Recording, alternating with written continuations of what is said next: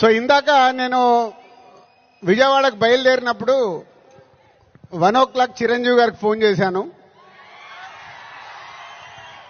Sir cinema ready అయింది, అప్పుడు మీరు చూశారు, మళ్ళీ ఫైనల్ది చూడాలి అని. సో ఇంటికి పంపి రాజు చూస్తాను అన్నారు.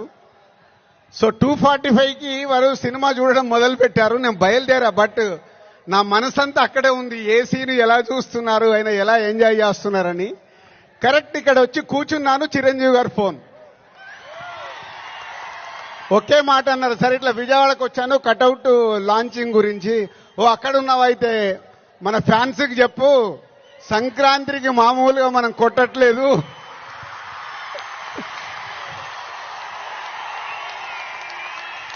సో సినిమా చూశారు. మళ్ళీ చిరంజీవి గారు చూసి అది ఒకే ఒక మాట చెప్పారు, జనవరి 10 డెఫినెట్ గా మీరు మెగా పవర్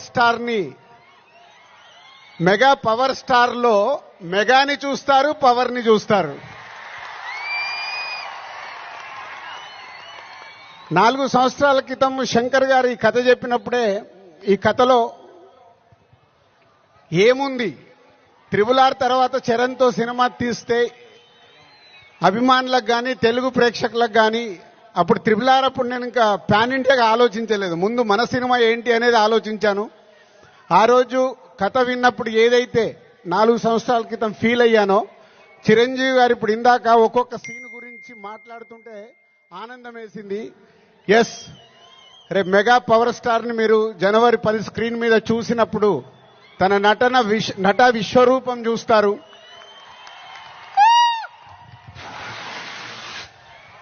ఐఏఎస్ ఆఫీసర్గా, కొద్దిసేపు పోలీస్ ఆఫీసర్గా, ఇంకొద్దిసేపు ఒక పొలిటికల్ లీడర్గా ఉండాల్సిన లక్షణాలతో, ఇలాంటి ఎన్నో దాంతో ఉంటూ శంకర్ గారి మార్క్ పాటలు, రేపు బిగ్ స్క్రీన్స్ మీద మీరు చూడబోతున్న 5 పాటలు దేనికదే లాగుంటాయి.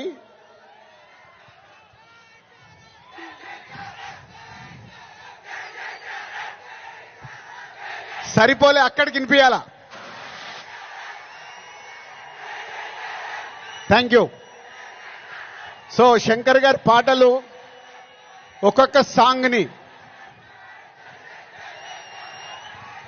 10 days 12 days షూట్ చేస్తూ ఒక్కొక్క సాంగ్ని తీర్చిదిద్దారు.